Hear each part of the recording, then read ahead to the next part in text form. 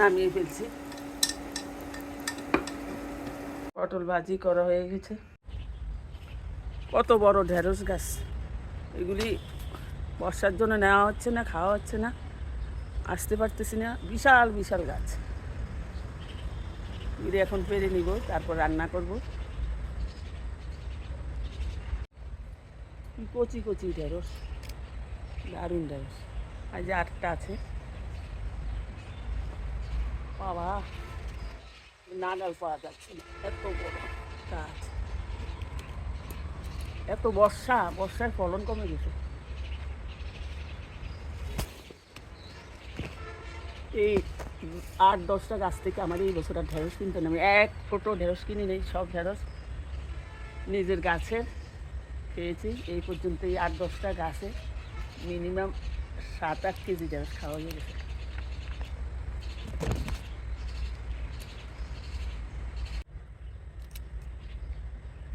ছোটো ছোটো ঢেঁড়স, এই ছোটো গাছে ছোটো ছোটো ঢেঁড়স কচি। এখন পারবো কাঁকরোল, এই যে বীজের জন্য রেখেছি, সামনে বীজ করবো। আরও 2-1টা আছে পাকা ঢেঁড়স, বীজের জন্য আরেকটা ঢেঁড়স। এই বীজের জন্য এই ঢেঁড়সগুলি রাখা হলো।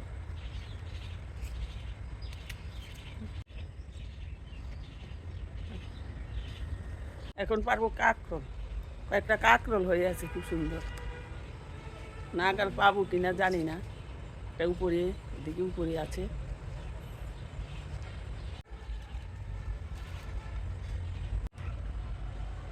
কাঁকরোল কুচি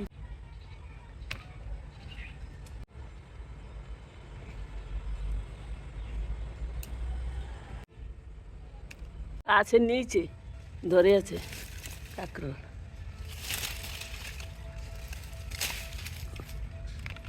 আরেকটা, আরে বাবা ঝোপের আড়ালে। মিষ্টি মিষ্টি লাগে, নিয়ে ভাজি করলে এটা অন্য ধরনের স্বাদ। বাজারে কেনা সে নিজের গাছের কাঁকরোলের স্বাদ আলাদা, মিষ্টি মিষ্টি। এই যে আরেকটা পারলাম না। সবজি নিয়ে চলে যাব ঘরে, রান্না করব। আজকে আর ঢেঁড়স রান্না করব না, করবো কলার মোচা। ও আমার গাছে কলার মোচা আমি অলরেডি কেটে ঘরে নিয়ে ফেলেছি। আরও 2টা আছে, কাঁকরোল পাড়া হচ্ছে, আমি পারতে পারছি না। এই যে আরেকটা, কতগুলি পারলাম কাঁকরোল। আমরা 2জন মানুষ তো এইগুলিই খাবো না, হয়তো 2টা-3টা, বাকিটি রেখে দেবো, আবার কালকে খাবো।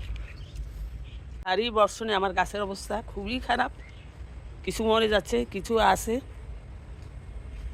খুবই খারাপ। পুঁই শাক নেবো ভাবছিলাম আজকে রান্না করবো, কিন্তু নেবো না আজকে। পুঁই শাক কি পাতা, এক এক পাতা কত বড় বড়, একটা পাতা দেখাচ্ছি, এক এক পাতা কত বড় বড়। আজকে আর পুঁই শাক নেবো না। কাঁকরোল আর ঢেঁড়স আজকে সবজি সংগ্রহ, তারপর চলে যাবো রান্নায়। কেমন আছো সবাই? 5 মিনিটের জীবনে স্বাগত জানাই বন্ধুরা। আজকে মাঝে মাঝে একটা রেসিপি শেয়ার করছি, কলার থুর অথবা মোচা, যাই বলো তোমরা।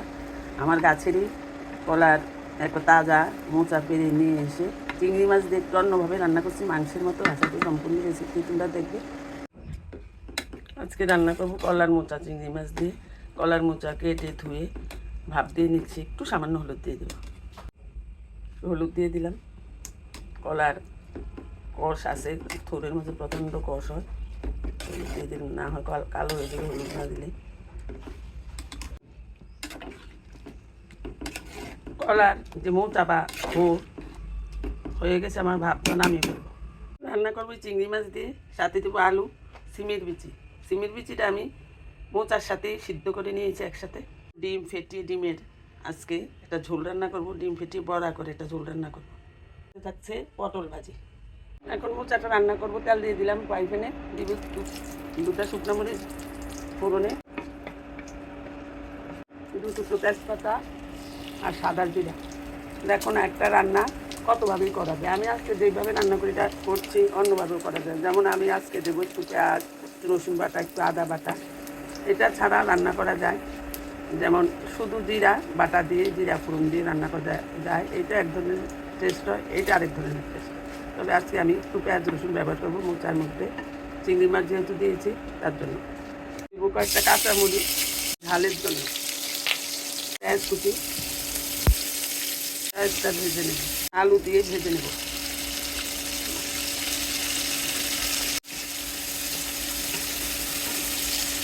জন্য লবণ, সামান্য হলুদ, বাকি মশলাগুলি আমি পরে দেবো। আর আলুতে একটু ভেজে নিই। এই রান্না ঘুরিয়ে পেঁচিয়ে করা যায় অনেকভাবে। দেবো চিংড়ি মাছ,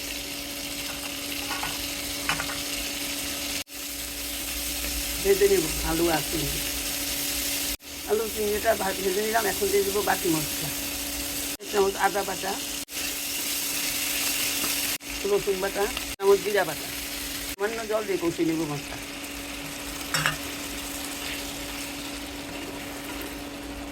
1 চামচ ধনিয়ার গুঁড়ো দিয়ে দিলাম। একটু কাঁচামরিচ দিয়েছি ঝালের জন্য, সামান্য একটু মরিচ দিলাম। মশলাটা তেল ছেড়ে গেছে। এখন দিয়ে দেবো কলার মোচা বা খোল।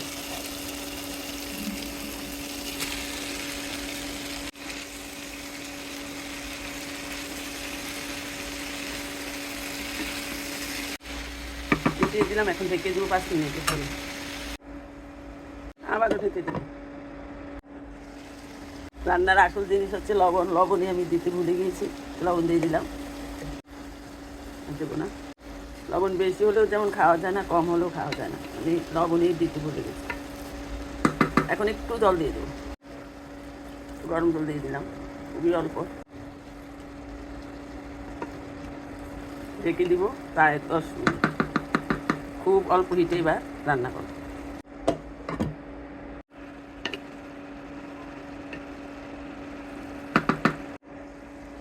মোটামুটি শেষ পর্যায়ে আমার রান্নাটা। গরম মশলা হয়তো দেওয়া যেত, আমি দেবো না। গরম মশলা দিলে এটা হবে এক ধরনের, না দিলেও আরেক ধরনের, দেবো না।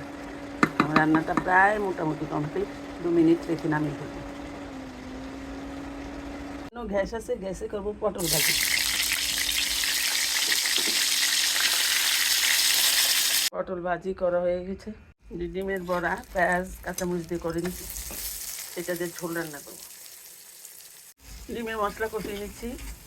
দিয়েছি এখানে পেঁয়াজ কুচি, রসুন বাটা, আদা বাটা, জিরা বাটা, মরিচের গুঁড়া, হলুদ গুঁড়া, স্বাদ অনুযায়ী লবণ দিয়ে মশলাটা কষিয়ে নিয়ে ডিমে যে মামলেট করেছি সেটা ছেড়ে দেব।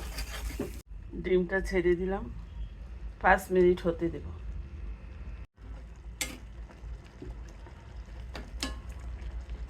হয়ে গেছে আমার ডিমের ঝোল। একটু গরম মশলা নামানোর আগে দিয়ে দেবো। নামিয়ে ফেলবো। এখন নামিয়ে ফেলছি।